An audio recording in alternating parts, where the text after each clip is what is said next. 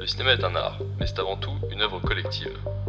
Et si nous mettons souvent en avant les acteurs ou les réalisateurs, on oublie néanmoins tous les métiers de l'ombre qui sont nécessaires pour fabriquer un film. Enfin ça, c'était avant. Bienvenue dans les métiers cachés du cinéma. Bonjour à toutes et tous et bienvenue dans un nouvel épisode du podcast des métiers cachés du cinéma. Aujourd'hui je reçois Sébastien Ram qui est superviseur des effets spéciaux.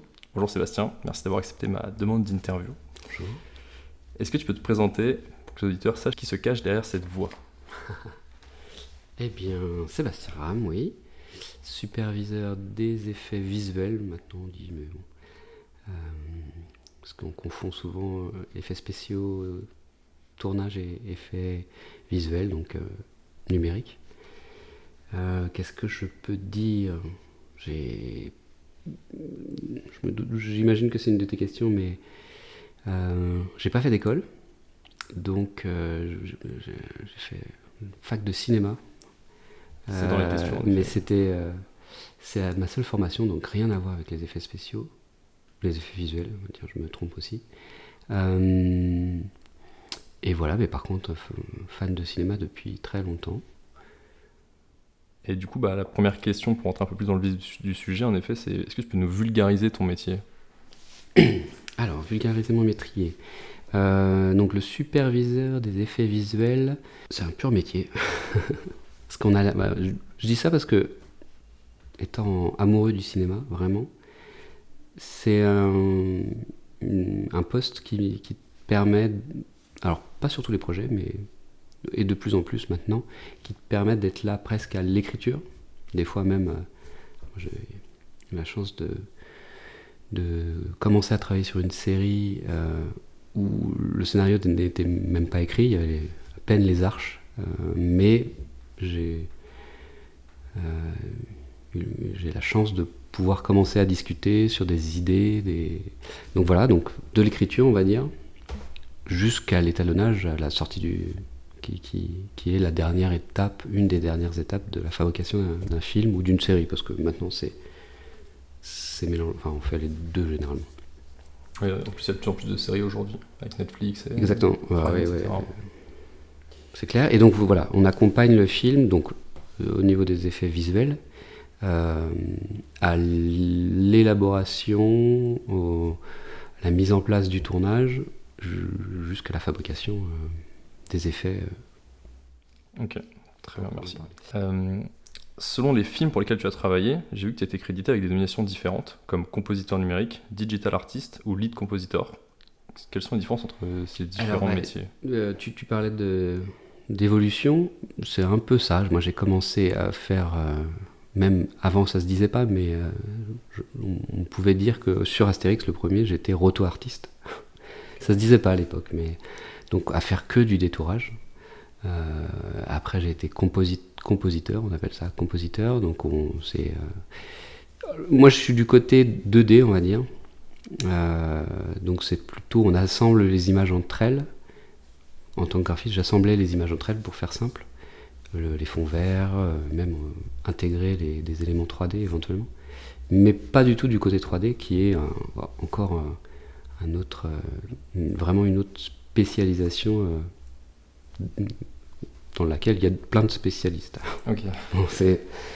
Il y a plein de postes différents et de spécialistes différents dans la 3D. Pour le coup, dans la 2D dans laquelle j'étais, c'est un peu plus généraliste, vu que c'est la phase finale, on va dire, des VFX. Je me suis perdu. Oui, donc voilà, j'ai commencé après compositeur. Après, j'ai eu la chance de pouvoir être lead compo, donc c'est-à-dire de diriger des petites équipes de compo, en compo, pour ensuite devenir superviseur. Donc là pour le coup m'occuper de toute la partie VFX, de superviser l'ensemble des VFX d'un film. Ok. Je sais pas si c'est clair. Si, c'est plutôt clair. De toute façon on reviendra un peu plus en détail après dans ta carrière. Et pour toi, quelles sont les compétences et les connaissances principales qui sont nécessaires pour ta profession ? Alors, moi je dirais qu'il faut aimer le cinéma quand même, un minimum, et avoir une petite culture de cinéma, parce que dès l'instant où on est en face d'un réalisateur, c'est important d'avoir des références et une culture globale du cinéma. Ça, c'est mon avis. Il faut aussi une connaissance technique. Alors, il y a des superviseurs qui sont très très très très pointus. Moi, je me dis pas hyper pointu. Je fais confiance justement au lead de comp, de 3D. Je connais mon sujet, mais je suis pas hyper pointu. Je préfère être plus du côté artistique, on va dire, et accompagnement avec le réalisateur. Mais voilà, il y a différents styles. Je sais qu'il y en a qui sont très très techniques.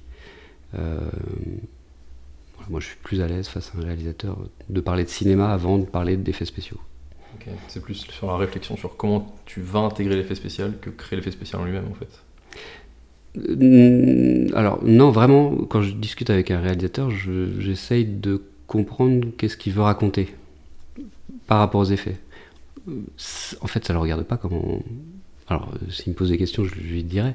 Et on va en parler par rapport au tournage et comment on va procéder. Mais au final, c'est pas très intéressant pour un réalisateur de savoir. Alors, il y en a qui adorent, hein, mais le principal pour moi, en tout cas, c'est de l'aider à raconter son histoire.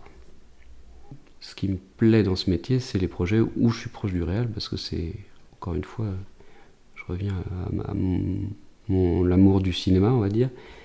C'est ça qui m'intéresse, c'est tout le côté créatif. Après, il y a des projets où ça n'est que technique, et pour le coup, c'est moins intéressant. En tant que superviseur, c'est beaucoup moins intéressant. Mais, encore une fois, je parle pour moi. Justement, qu'est-ce qui t'a poussé vers le cinéma, et du coup plus particulièrement vers le domaine des effets spéciaux ou visuels? Alors, le cinéma, je pense clairement que j'ai la chance d'avoir des parents qui m'ont emmené au cinéma énormément. Donc, c'était naturel, en tout cas, d'être intéressé par le cinéma. Pour ce qui est des VFX, c'est vraiment un hasard. Il n'y a pas d'autres, j'étais pas du tout un geek, comme on peut appeler. On nous imagine souvent. J'avais un ordinateur à l'époque, mais j'y connaissais pas grand-chose en informatique. Donc c'est un hasard. Ouais. J'ai eu le contact je peux le dire, d'Edouard Valton, qui était directeur des productions chez Dubois, une boîte à l'époque assez célèbre, qui n'existe plus, enfin, très célèbre, d'effets spéciaux français. Et j'ai eu la chance d'appeler au bon moment où ils avaient besoin. Donc c'était, dans un premier élan, une façon de me rapprocher du cinéma. Vraiment, j'avais pas d'autre... Et après, j'ai kiffé, hein. C'est un peu magique. Parce que du coup, tu as dit que tu n'avais pas fait d'école de cinéma, du coup. Enfin, j'ai fait la fac de cinéma, mais ouais. j'ai pas fait d'école de VFX, oui, voilà, de okay. graphiste. C'est quoi le cursus que tu as suivi, du coup, concrètement? J'ai fait, 3 ans en fac, donc... alors, c'était même pas fac de cinéma, c'était fac d'audiovisuel, oui. Option cinéma. Et à l'époque, en plus, voilà, pour le coup, c'est très personnel. Enfin, très personnel. Je voulais être guitariste à l'époque. Et j'avais comme envie, donc, parce qu'il y avait des cours de pas de musique, mais de preneur de son, voilà. Et donc, j'étais avec mon meilleur ami d'époque, on va faire du son comme ça. Et de fait, on a suivi beaucoup de cours de cinéma. Et voilà, et après j'ai fait mon service civil à l'époque. Voulant être guitariste, je voulais faire une école de musique et je m'étais dit je vais faire le service civil, je vais me débarrasser de ça. Et après je vais faire mon école de musique et il se trouve qu'à la fin du service civil, je me sentais plus trop d'aller vers là et est arrivé ce contact. Et Dubois venait de faire Alien, l'Alien 4 de Genet. Et je me suis dit, Alien 4, c'est cool quand même. Et donc voilà. Okay. J'ai eu donc vraiment, ça fait juste 3 ans de fac audiovisuel, option cinéma. Ouais, vraiment là, je suis pas le bon exemple parce qu'aujourd'hui, il y a des écoles et limite c'est un peu le passage obligé aujourd'hui. À l'époque, il y a Enfin, moi, je connaissais pas en tout cas. Et de toute façon, je suis pas sûr que je serais parti sur une école. C'est vraiment. Tu savais pas vraiment ce que tu voulais faire dans le cinéma. Non, et voilà. Mais voilà, c'est à l'époque, c'était amusant. Hein. Chez Dubois, il y avait chaque personne avait un parcours très très différent et c'était génial parce qu'on était tous différents, très différents. Donc, c'était plus des hasards, de rencontres, et ça c'était cool pour le coup. Et on apprenait vraiment sur le tas, donc qui pour moi est quand même une très très bonne école. Ok. Tu en parlais tout à l'heure, un des premiers gros projets sur lesquels tu as travaillé, c'était Astérix Obélix contre César, sorti en 1999. Et dans les derniers, on peut citer Tirailleurs, sorti en 2022. Durant les 23 ans qui se sont écoulés entre ces deux films, à quel point ton métier a changé et comment est-ce que tu as évolué professionnellement ? Alors mon métier, pour le coup, moi j'ai commencé en tant que graphiste, donc j'ai l'impression que le métier de superviseur était assez semblable en termes d'accompagnement vis-à-vis sur un projet. Les démarches devaient être les mêmes. Après, effectivement, techniquement, ça a énormément évolué. Mais voilà, le métier de superviseur, ça a toujours été donc quelqu'un qui accompagne un film pour faire ce qu'on n'arrivait pas à faire en vrai, quoi, en fait, tout simplement.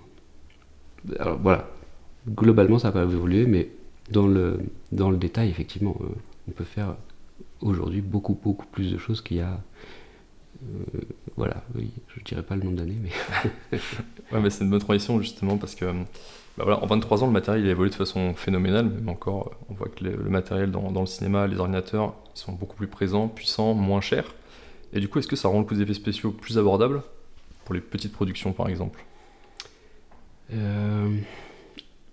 Oui et non, parce qu'en fait on va plus loin, donc je pense pas que les budgets aient réduit. Mais par contre, on peut se permettre de faire des choses qu'on n'était pas capable de faire à l'époque. Donc à l'époque, il y a des choses qu'on ne savait pas faire, qu'on était incapable de faire. Aujourd'hui, j'ai vu il y a quelques jours un film que je recommande qui s'appelle Animalia, qui a été fait chez MPC. C'est un film d'auteur, vraiment. Et il y a des oiseaux en 3D, il y a des masses de nuages un peu fantastiques. Ça, quand j'ai commencé, on ne se posait pas la question. Je pense que même les auteurs n'osaient pas écrire ça parce que techniquement, ça paraissait impossible à faire, quoi. Là, je parle du cinéma français en tout cas. Ouais. Ça a mis du temps avant d'oser. Alors, il y a des exemples, des contre-exemples. Hein. C'est sûr que Caro et Jeunet, ils sont permis d'aller très loin. Mais c'était exceptionnel à l'époque quand même. Alors maintenant, c'est vrai que même le plus petit film, sans effet, il y a toujours des petits trucages par-ci par-là, ce qui n'était pas le cas du tout à l'époque. Eh bien, encore une excellente transition vers ma nouvelle question. Aujourd'hui, on a l'impression que les effets spéciaux, ce sont des explosions, des animaux ou des planètes entières qui sont créées numériquement, comme on peut le voir dans les plus gros blockbusters hollywoodiens. On oublie néanmoins qu'il y a des effets visuels beaucoup moins tape à l'œil et qu'ils sont quasi omniprésents dans tous les films. On peut citer par exemple Encore de Cédric Klapisch ou encore Samba de Nakache et Toledo, sur lesquels tu as travaillé. Quels sont les effets numériques qu'on demande sur ce genre de film et quelle est la taille de l'équipe et combien de temps ça peut prendre ? Alors ça dépend de plein de paramètres. Alors Samba, j'étais lead comp à l'époque, donc c'était pas moi le superviseur, c'était Thomas Duval qui m'a appris plein de choses. Enfin, énormément de choses. Mais c'est un bon exemple parce que il y a dans Samba une grosse séquence où ils sont laveurs de carreaux. Et ils n'ont pas tourné en haut de la Défense. Ils ont tourné en studio et il fallait faire la défense derrière. Donc je suis content que tu n'aies pas vu l'effet spécial. Mais voilà, techniquement c'était impossible de raconter cette séquence en vrai, ou alors très très compliqué. Donc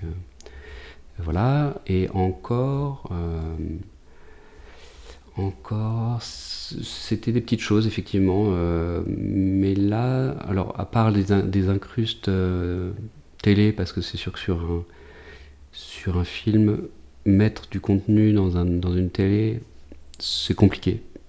On sait le faire, hein, mais par rapport au montage, le contenu qu'on va envoyer dans la télé, il y a un truc de raccord qui est pas évident, et que souvent on préfère le faire en fond d'incruste, et au montage on décidera qu'est-ce qu'on veut exactement mettre dans la télé.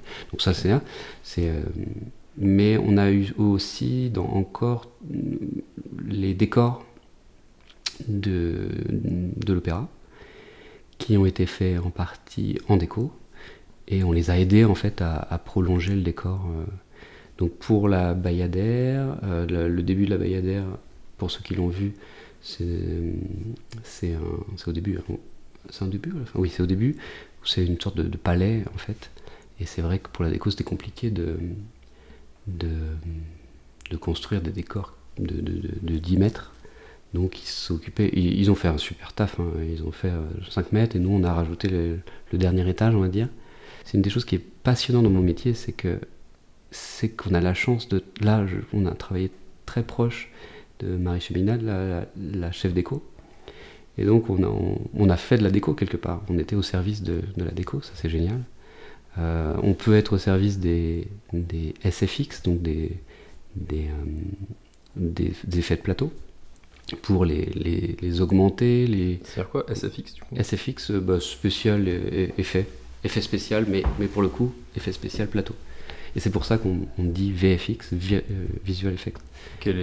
Ok, ça veut dire qu'en gros c'est tous les marionnettes, Ah non, pas forcément. Ah non, ouais, c'est les petites explos, la fumée, les prothèses, qu'est-ce que...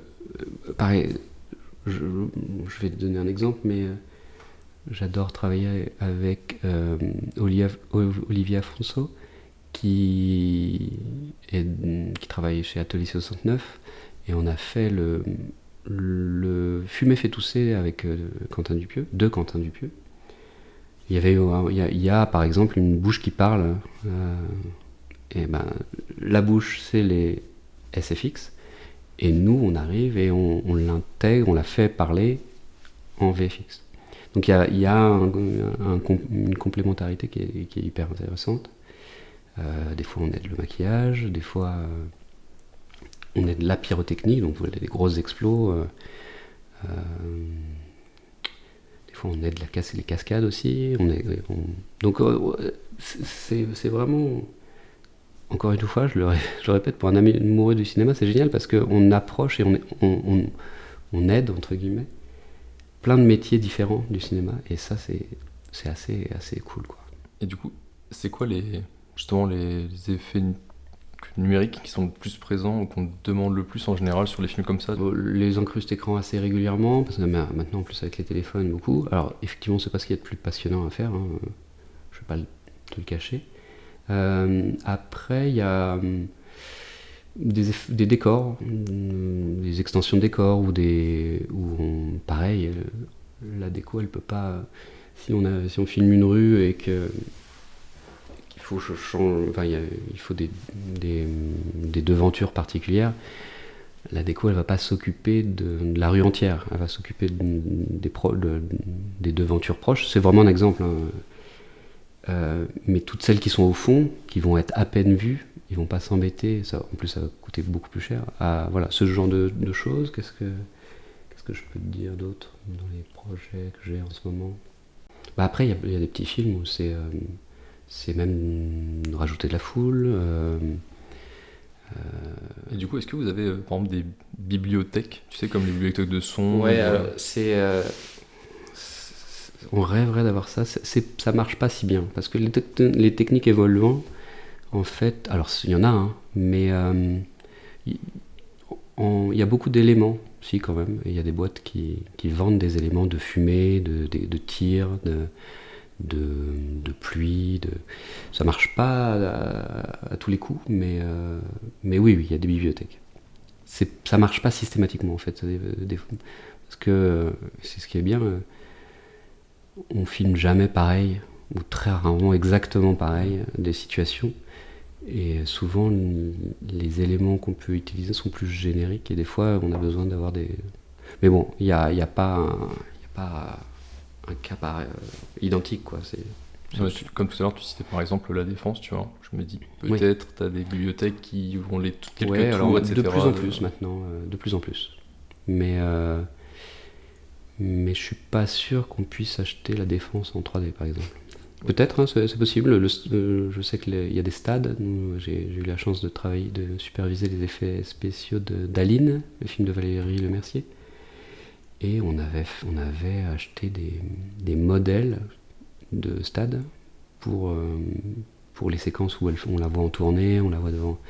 Et donc c'est jamais plug and play, hein, jamais on achète le truc et c'est bon, ça marche. Donc on retravaille les textures, les éclairages, le shading, et on l'adapte à ce qu'on a tourné. Donc de toute façon, il y a toujours du travail derrière. Oui, il y a de l'adaptation, mais c'est peut-être quand même un peu plus rapide que de devoir créer tout à fait, numériquement. Mais ça se paye. Malgré tout, ces banques se payent. Et ça a toujours été un peu le nerf de la guerre, mais jamais vraiment résolu, en France en tout cas, de faire des banques d'images. Alors je suis vache parce qu'on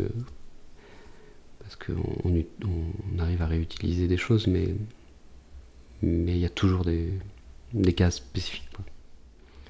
Et du coup, au niveau de la taille de l'équipe et du temps que ça prend, enfin tu vois, pour des films justement, un peu comme j'ai cité Samba et encore, si tu as d'autres types de... Enfin, tu vois, ce genre de petites productions où les effets visuels, ils sont pas criants, justement. Ouais, alors, pareil, de ce que je disais, il y a plusieurs paramètres. Ça va dépendre aussi du délai qu'on a. Des fois, entre la fin du montage et... Parce que alors, on intervient pendant le montage, généralement. Mais nous, on intervient sur des images qui vont être dans le film. Ou alors, si c'est pas le cas, je veux dire, c'est de l'argent foutu en l'air, parce que si on travaille sur des images qui sont pas dans le film, voilà, on refait. Enfin, c'est un peu con ce que je dis, mais donc on est obligé d'intervenir quand le montage commence à être proche de la fin. Je schématise, mais c'est pour simplifier. Et donc, des fois, entre cette fin de montage et l'étalonnage, parce que il faut que les effets soient finis la plupart du temps avant ou pire pendant l'étalonnage. Donc suivant le temps qu'on a, si j'ai 4 mois pour faire encore, par exemple, il y aura besoin de moins de personnes que si j'ai qu'un mois. Ok, ouais, donc c'est compliqué d'avoir une moyenne. Donc, oui, il y a pas trop dépendant. Ça dépend, voilà. Il y a aussi ce que j'appelle maintenant il y a le syndrome Cannes aussi, qui est pas mal. C'est-à-dire que énormément de films à l'approche de Cannes veut envoyer en tout cas pour essayer d'être sélectionné, et c'est une période qui est très compliquée parce qu'il y a plein de films, très très peu de temps, et donc c'est des périodes assez denses. Des gros voilà, rushs. avec peu de temps, mais peu de graphistes disponibles aussi. Ok.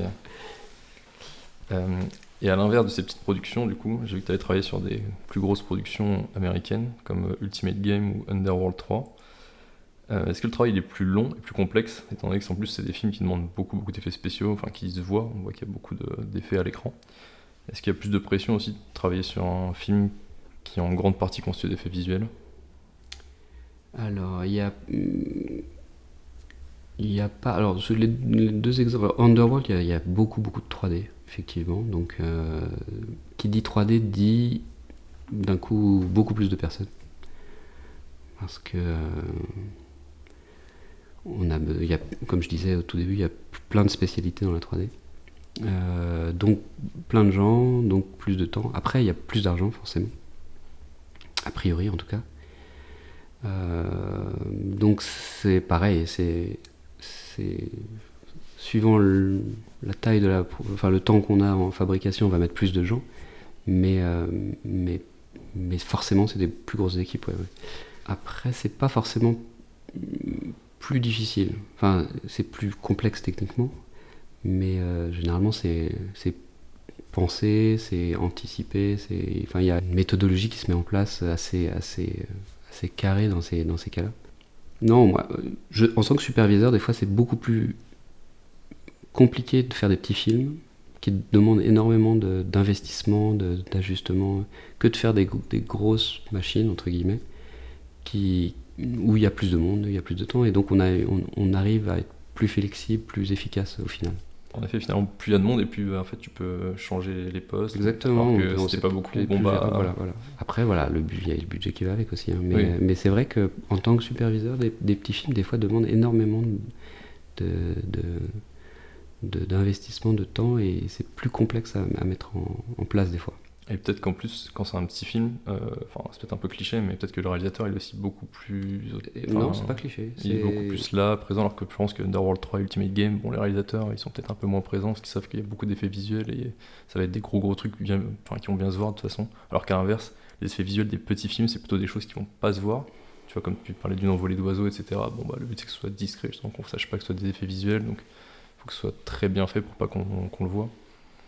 Oui, et pour le coup, vu qu'il y a des petits... c'est péjoratif de dire les petits films parce qu'il n'y a pas de petits films. Oui, non, c'était juste pour dire des films à plus petit budget. Mais effectivement, un film en tout cas qui a peu d'effets spéciaux, si ces effets spéciaux en tout cas racontent quelque chose vraiment, parce qu'il y a plein de films où c'est juste effacer une perche, donc là, je parle pas de ces films-là, mais des films à effet. Je reparle d'Animalia, qui est un très beau film, vraiment d'auteur, avec des effets. Moi, c'est vraiment les films que j'apprécie parce que on a là l'effet spécial apporte à la narration et c'est ce que je trouve le plus intéressant dans nos métiers. Il y a quand même, il y avait pas mal d'effets dans ce film-là, donc c'est peut-être pas mon exemple, mais de fait.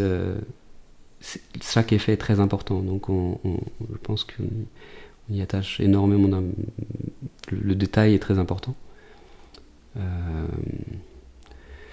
avec un budget moindre. Effectivement, les gros blockbusters, le détail est aussi extrêmement important, mais il y a plus de moyens, plus de temps généralement. Donc ouais, c'est pas du tout la même énergie en fait. Après. Je le précise, j'ai pas fait les deux, que ce soit Underworld ou Ultimate Game. Déjà, je n'ai pas fait superviseur et c'est pas non plus c'est des vieux films. C'est-à-dire que aujourd'hui, c'est des Marvel et compagnie, c'est encore une autre, c'est des vraies usines. Après, moi, je sais qu'en tant que graphiste, ça m'intéresserait moins. Je parle au passé, mais de travailler parce qu'en fait on travaille sur quelques secondes, quelques minutes pendant des semaines voire des mois j'ai l'impression qu'on est plus un maillon dans une chaîne énorme, mais voilà, j'ai pas eu une expérience énorme de ces grosses même si t'es pas superviseur, t'as quand même vu du coup de l'intérieur comment ça se passait pour ce genre de production avec un plus gros budget finalement. Ça va bien avec la question suivante, parce que tu as travaillé sur plus de 70 longs métrages, donc pas que en superviseur des effets spéciaux évidemment, comme tu en as parlé, donc des films français et américains. Est-ce que selon toi il y a des différences notables entre un projet français et américain ? C'est une bonne question. Alors moi, je sais que j'aime, et c'est vers ça que je tends. J'aime travailler avec les réalisateurs et les réalisatrices français. C'est un système qui a ses défauts, mais qui est quand même assez centré sur le réalisateur.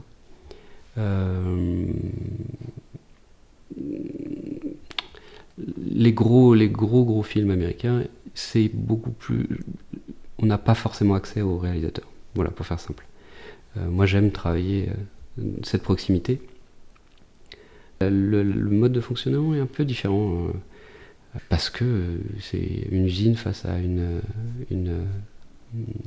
artisan, quoi. Ouais. Après, j'ai vu que tu avais travaillé sur des films français et américains en premier. Après, tu as aussi travaillé, je crois, sur des films chinois, italiens. Oui, c'est vrai. Non, je ne saurais pas dire de différent. Clairement, en fait, chaque projet est différent. Donc, ça serait réducteur de mettre des généralités à part cette histoire de budget. Le reste, il y a autant de façons de travailler que de réalisateurs et réalisatrices. Donc, voilà, on s'adapte à chaque fois. Ça marche. Et justement, tu parlais beaucoup de réalisateurs, que tu aimais bien être proche de lui, etc. Quelle est la place de ton métier dans la production du film? Et tu as un peu répondu tout à l'heure, mais est-ce que tu as des réunions avec le réalisateur, les producteurs en amont du projet, et à quel moment tu intègres l'équipe? Ça aussi, ça dépend des projets. Donc je suis navré, mais c'est vrai qu'il n'y a pas de règle. Après, notre place en VFX, je dirais pas qu'elle est récente, mais elle est moins évidente qu'un preneur de son, qu'un chef opérateur, qu'un décorateur, où là, ça a toujours été comme ça, d'un point de vue hiérarchique et au niveau de l'organisation.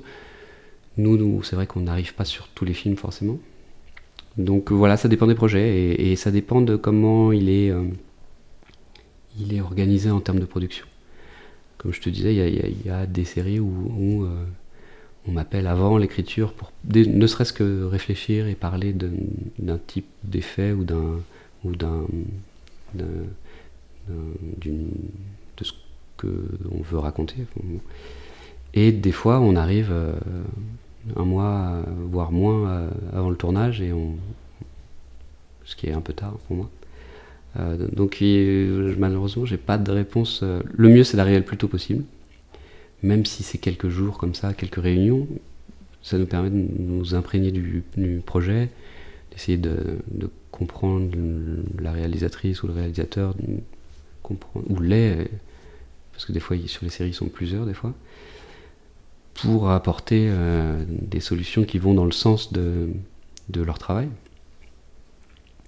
Donc le mieux, c'est d'arriver le plus tôt possible. Mais effectivement, idéalement... Alors, il y a d'autres petits films où ils ont tout tourné et il y a ça qui est à faire. Et c'est généralement les projets les moins intéressants parce qu'on a juste à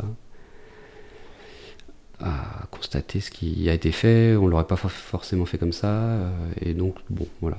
Mais ça arrive aussi. Et donc, il n'y a pas de... Voilà. De revenir sur un film déjà tourné et ça c'est juste pour refaire des corrections en gros. Ouais. Alors ça arrive de moins en moins quand même. Mais voilà, le mieux c'est d'arriver le plus en amont possible. C'est là où on sera le plus efficace de toute façon. Et ça du coup ça dépend des productions, des réalisateurs. Ouais, parce que alors soit on est proche des réalisateurs. Et c'est pareil, il n'y a pas une situation. Moi, je suis sur des projets parce que c'est le réalisateur qui m'appelle et qui veut travailler avec moi. Des fois, c'est les dires de production, des fois, c'est les dires de post-production qui ont envie de travailler avec moi et qui me proposent. Donc, c'est des gens qui n'arrivent pas forcément au même moment. Donc, je suis navré, il n'y a pas de réponse dans tout ce que tout ce dont on parle depuis tout à l'heure, il n'y a pas une réponse. Non, mais c'est pas grave. Non, mais après, en même temps, je comprends. C'est vrai que les projets sont tellement tous différents. Mais du coup, d'ailleurs, quand t'es appelé, est-ce que toi, t'as ton équipe, t'es superviseur d'effets spéciaux, est-ce que t'as directement, je sais pas, les personnes qui font les effets spéciaux, etc., avec qui tu es, ou on te donne une équipe selon les projets? Alors, moi, depuis Tirailleurs, j'ai changé un peu de façon de travailler. Avant, je travaillais pour une boîte. En l'occurrence, ça a été Micros, qui est devenu MPC, où j'étais superviseur chez eux, un des superviseurs chez eux. Et depuis Tirailleurs, ça se fait de plus en plus maintenant, je suis devenu un sub de prod, comme on dit. Donc je supervise directement pour la production. Et après, je vais chercher les prestataires. Donc j'ai pas d'équipe définie. Même chez MPC, d'ailleurs, il n'y avait pas d'équipe, parce qu'il y a tellement de films en même temps que... on s'arrange suivant les projets et on prend donc ça bouge tout le temps. Donc on a rarement eu une équipe définie, sauf dans les petites boîtes où là ça travaille tout le temps ensemble. Mais pour le coup, moi j'ai bossé quasiment que dans des grosses boîtes où ça tourne, quoi. C'est-à-dire qu'on t'appelle toi, je sais pas, en te donnant un budget, et c'est à toi de trouver les personnes. Là maintenant, ouais. Ok. En gros, c'est ça. Alors, il y a différents. Encore une fois, il y a différentes méthodes. Des fois, c'est le cas et c'est compliqué d'ailleurs. On te dit, lis les scénarios, il y a tant de budget. Donc, souvent, soit c'est très bien devisé et super, on rentre dedans, soit à la lecture, on se dit, ce budget-là, ça va pas le faire là. Donc, soit on réécrit, soit donc dans ces cas-là, on alerte et on dit attention. Là, ce que je lis, ça va être compliqué de rentrer dans ce budget. Ah, juste au scénario, tu arrives à voir. Ah oui, ça fait partie de notre travail, c'est qu'à la lecture du scénario, on fait ce qu'on appelle un breakdown, on relève les séquences qui seraient potentiellement en VFX, on fait une estimation, et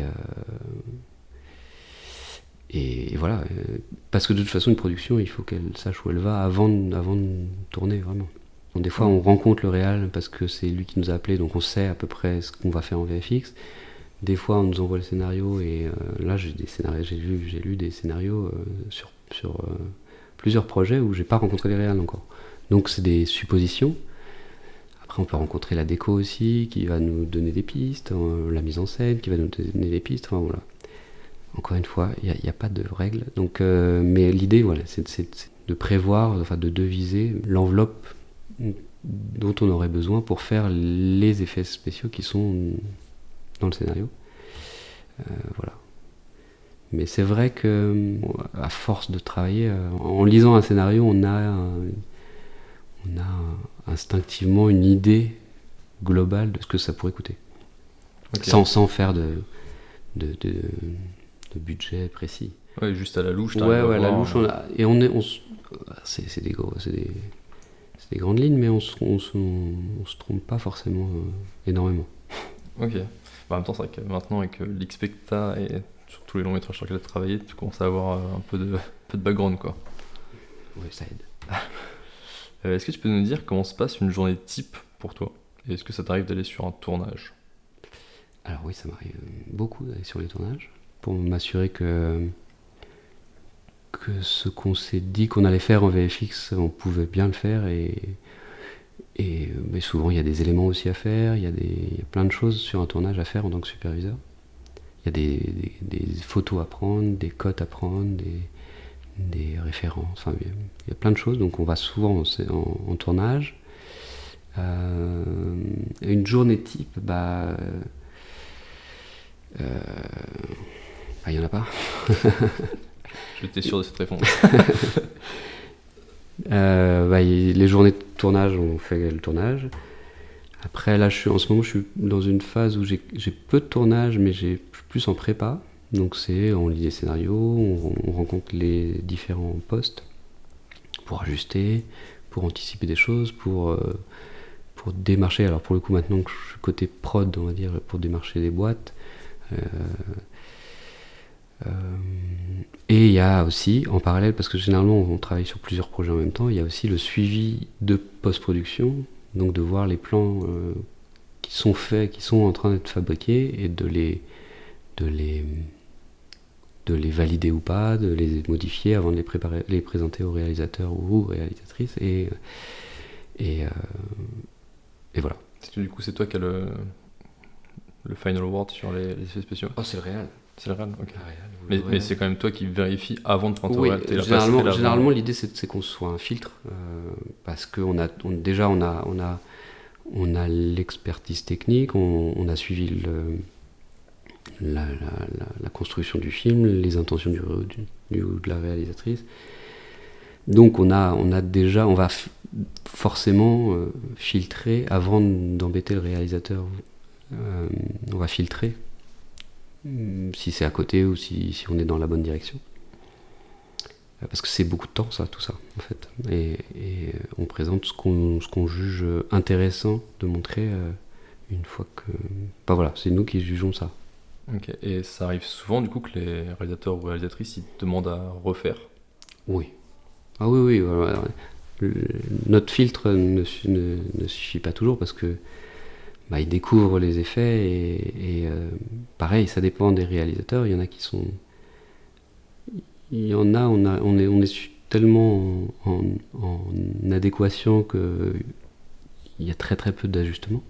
Après, ça dépend des effets, mais c'est sûr que si c'est effacé un panneau dans un plan, s'il est effacé, il est effacé. Il y a pas mais dès l'instant où ça devient artistique, c'est tellement... C'est subjectif, quoi. Déjà, c'est subjectif, et c'est vrai, oui, enfin, c'est subjectif, c'est sensible, c'est... Donc, ouais. Ok. Ça marche. Et du coup, pareil, ça tu as déjà répondu au début. Je veux dire, quels sont les autres métiers que tu côtoies directement? Et au final, j'ai l'impression que c'est quasiment tout. Quasiment tout, ouais. Alors, quasiment tous les chefs de poste, ça c'est sûr. Mais par exemple en déco, on a malheureusement, parce que c'est passionnant, on n'a pas accès à tous les départements. On parle au chef déco, à son premier assistant. On parle au premier assistant réalisateur, au second. On parle au chef-op, pareil, au second. Enfin, au premier assistant. Et sur le tournage, on parle au chef machinot, au chef électro. Sur des histoires de make-up, on est en train de fabriquer un film où il y a des cicatrices, donc on parle avec les maquilleurs. Enfin, donc, ouais.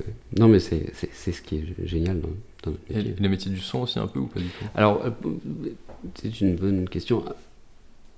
Un peu moins, mais ça nous arrive. Là, on est en train aussi un autre film de fabriquer. Il y a des insectes et on avait une réflexion commune, en tout cas sur l'animation de cet insecte par rapport au bruit qu'il va faire. Enfin, donc, encore une fois, suivant le sujet, on peut être amené à parler au son. Sur Tirailleurs, c'était super aussi parce qu'on parlait de la guerre, qu'est-ce qu'on allait voir de la guerre, enfin du front. Est-ce qu'on allait voir des avions? Est-ce qu'on allait seulement les entendre? Enfin, voilà. Parce que du coup, tous les effets visuels que vous fabriquez, le son, c'est vous aussi qui le mettez dessus ou pas? Ah non, pas du tout. Non, vraiment, nous, c'est assez frustrant des fois de pas avoir le son, mais non, le son se plaque par-dessus, entre guillemets. Ok. Pour les effets qui sont liés au son. Et après, encore une fois, le panneau qu'on va effacer, ça va pas changer. Clairement, mais je ne parle pas d'une explosion que vous allez créer, par exemple. Mais ça vient après. Après, des fois, il y a des discussions justement pour que le son puisse anticiper un maximum ce qu'il aura à faire. Mais voilà, encore une fois, c'est très spécifique. Très bien. J'ai vu que tu avais été nominé 2 années de suite au César pour les meilleurs effets visuels, avec les films Aline en 2022 et Fumer fait tousser en 2023. Déjà, félicitations. Merci. Et est-ce que tu peux nous en dire plus sur comment ça s'est passé? Est-ce que tu as été invité? Comment vous avez été sélectionné? Alors, c'est les deux premières années qu'il y a cette récompense pour les meilleurs effets visuels. Donc, ouais, je suis pas plus fier d'avoir été sélectionné les deux.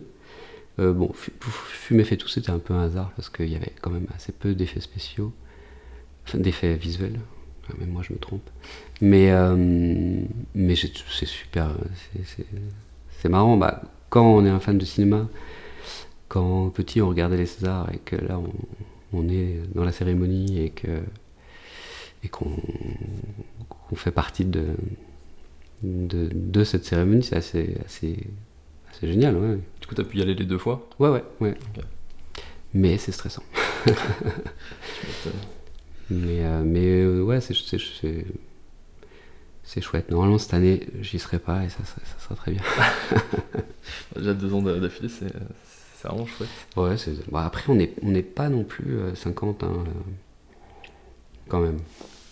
Dans boîte de alors, pour le coup, cette récompense, elle est attribuée au superviseur. Donc, alors que c'est des boîtes qui travaillent, qui font mais le superviseur, c'est un peu le représentant des effets. En plus, pour le coup, maintenant, moi, je peux superviser plusieurs boîtes, donc voilà. Ok. Quel a été le film ou l'effet visuel le plus challengeant de ta carrière? C'est une bonne question. Celui qui me vient en tête, c'est challengeant, ouais, si on peut dire ça. C'est dans la série Les Revenants, la saison 2 des Revenants. J'adore vraiment travailler avec Fabrice Gobert. Et là, en l'occurrence, la séquence dont je parle a été réalisée par Fred Goupil, le deuxième réalisateur sur la série. Et c'était passionnant parce que c'est une séquence où un barrage s'écroule. Et dans l'histoire, c'est d'un couple qui marche sur le barrage. Ils sentent des vibrations, ils courent et le barrage s'effondre et on voit l'eau qui va anéantir un village en contrebas. Là, sur le papier, on lit le scénar. Alors c'est génial parce que sur ce projet-là, c'est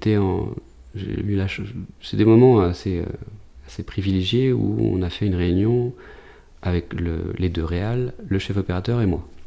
Et on a lu les textes qu'il y avait, parce qu'il n'y avait pas tous les textes au début. Et à ce moment-là, dans ces cas-là, t'as en l'occurrence 3 têtes qui se tournent vers toi et comment on fait? Et ça, c'est assez grisant, c'est génial. C'est challengeant, pour le coup.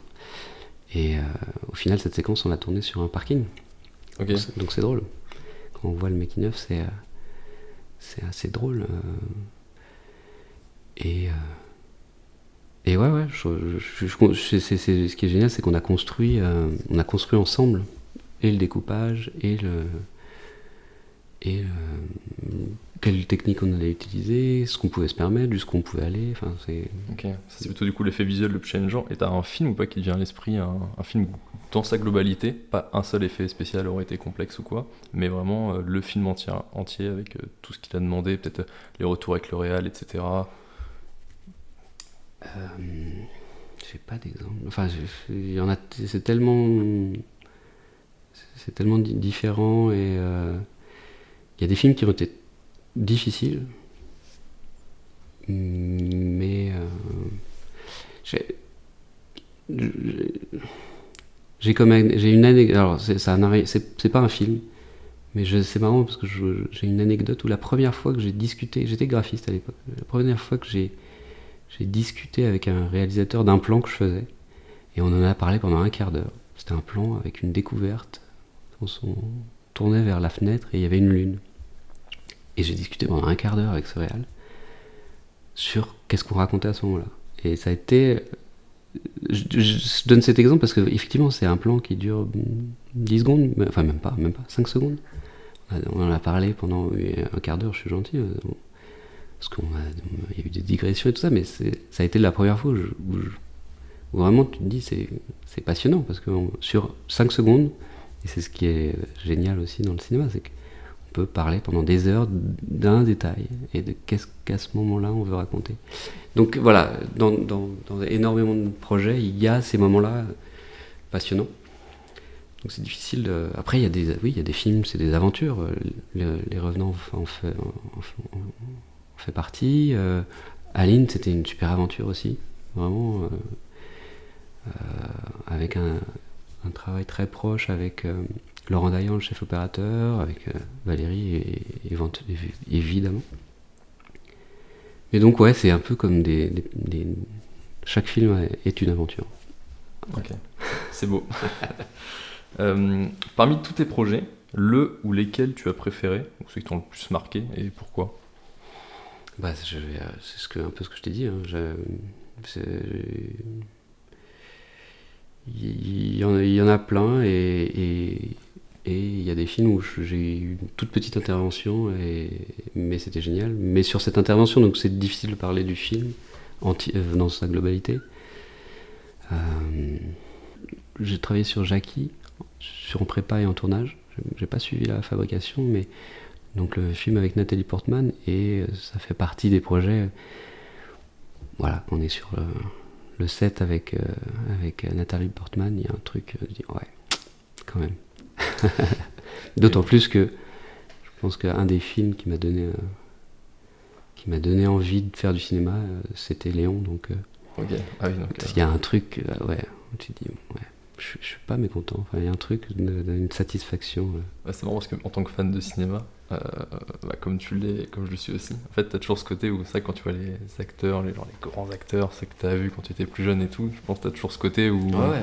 t'es toujours admiratif en fait. Ouais, non, et il y a toujours. Alors, c'est vrai qu'on prend du recul parce qu'on peut pas être un fanboy avec les acteurs, et les actrices, mais oui, il y a un truc. La semaine dernière, je tournais avec Gérard Lanvin, Clémentine Sélarié. Il y a un truc, tu dis, c'est des gamins, et là, on se dit bonjour. Enfin, là, c'est l'exemple le plus proche que j'ai, mais ouais, il y a. Enfin, j'ai eu la chance de travailler sur la série Tapis, qui est sortie il n'y a pas longtemps. C'est un kiff, quoi. Il y a des purs acteurs. Sur Jackie, il y avait plein d'acteurs américains que j'avais vus dans des séries. Tu fais, bon. Non, mais c'est voilà. Ah, c'est encore mieux vu que t'es sur le tournage, en plus tu les vois vraiment, c'est pas comme si. Et tu les vois travailler, et tu interagis. Moi, j'ai eu la honte de ma vie avec Nathalie Portman, mais... Ah. Si tu veux en parler, je t'en prie. Non, mais c'est marrant, non, mais c'était une séquence truquée où il fallait refaire. C'est parce que c'était par rapport à des archives de Jackie Kennedy, et donc fallait qu'elle fasse des gestes très précis pour l'intégrer dans un peu à la Forrest Gump.